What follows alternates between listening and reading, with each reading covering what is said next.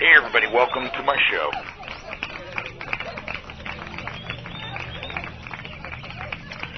So, recently I was having a phone conversation with my daughter, and she has my granddaughter and my grandson, but my granddaughter has a biological dad, a different dad that lives a few hours away, and, you know, the baby visits him, you know.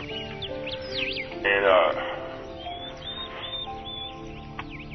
anyway, my granddaughter's about 4, so my daughter gets this sort of disturbing text from my granddaughter's dad, where he's not happy and very upset that he found out that my granddaughter calls her stepdad Dad. And you know, that's so selfish and immature on his part. And I don't dislike the guy, but I had a feeling that the way he was raised, I don't think he's read any books on parenting, you know. And I've heard different opinions about this. In one of my relationships, there was a little boy who was maybe 4 or 5 and started calling me Dad. And a lot of my friends would say, man, you're crazy for letting that kid call you Dad. You're not his dad, blah, blah, blah, blah, blah. But at the time, he was living with me for about 5 years. So he was a little boy. He needs a dad. Jesus Christ. People are so fucking selfish and shitty to little kids, man. A little kid needs a dad. He wanted to call. I never told him to, and I didn't tell him not to. But this case of calling up the biological mom who's married with kids from another man and has moved on with her life, you know, you got to share custody, which is fucked, no matter what. But anyway, calling and complaining that your 4-year-old daughter is calling her stepdad Dad is immature and, you know, I don't know, selfish, thoughtless. Your little kids need a dad, and that stepdad is a wonderful guy and puts a lot of effort into that kid and has been paying for that kid. The reason that your daughter doesn't live with you anymore is because you're fucking up.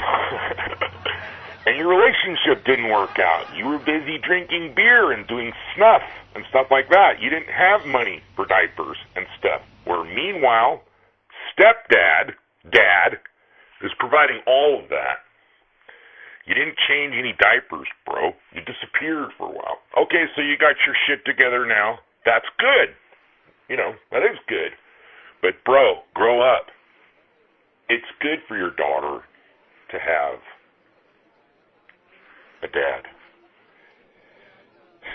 And you know, she brought that up to him, that he's been gone, he's out of her life, he doesn't, you know, he never talks to her, he gets her on Christmas, that kind of thing, and he started making excuses how it's so far away and all that. And then the reason I even want to tell you this story is I'm just processing my own history. When I divorced my daughter's mother, it was off and on for a long time there, man, and it was frickin' hell. And I remember being held hostage. It's amazing how a woman can just detonate a man's life. Complete control over you. I had to pay child support even when I was on unemployment, you know what I mean? Or I'd be threatened, thrown into jail.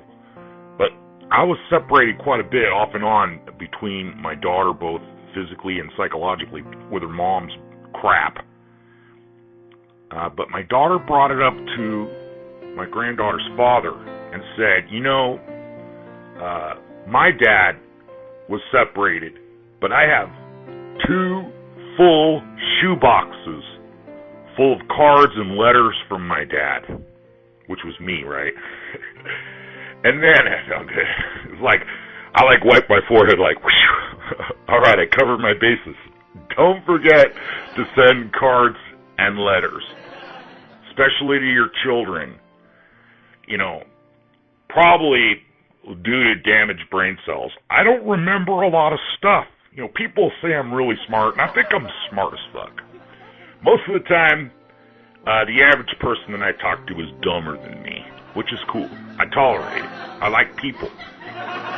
But I do, and I think it's probably from being abused. I can selectively, completely forget stuff, which is one of the reasons why I can sleep at night. It's not that I have a clear conscience. I've just managed to medicate away most of my short-term memory about all my traumas so that I'm not trembling and shaking. I had a friend of mine that I hadn't seen in like 20 years, and we sat down and started talking. We went fishing, actually. And when we were talking, he was like, yeah, I was surprised you hadn't killed somebody or shot yourself. I was like, what? I guess I was kind of a basket case when he had last seen me. Somehow, through God's grace and amazing luck and coincidence, I'm here. But I will tell you that it took a lot of work to write those letters, and I wrote my daughter just on a whim. Every time I think about it, I would write a letter and stage it. You know, I'd get it ready to mail out, you know. Birthday cards, and little things that I thought were cute, and just little smiley face letters, and just, you know, whatever I could do. And it's amazing how much, apparently, because once again, I was saying earlier, I've basically forgotten about doing all that. She still has them, and it means something to my daughter. You know, and I'm just overjoyed that it does. You know, as a dad, hearing that just warmed my heart. And, you know, I have current little pictures of my granddaughter, and there's a new one I got. It's her first school picture. And I just love that little girl so much. Oh, my God. It's funny. I just love her. I just love my granddaughter. And when I see her picture on the fridge, it makes me sad because we live far away, and, you know, I got to fly on a plane to go see him. And see, those are excuses. So once again, I'm also in the package mode. I send candy, and one of the things I like to send my granddaughter, which she just loves, is I send her a little mini pizza package. I get them at the dollar store, and they're delicious. I just love those dollar store pizzas. Little personal pizza, $1, right? Get 2 of them. $1 pizza sauce, $1 pepperoni. The only thing that Mom has to supply is the cheese. And apparently, my little teeny granddaughter can eat 2 of those. And she just gets such delight when those come in the mail.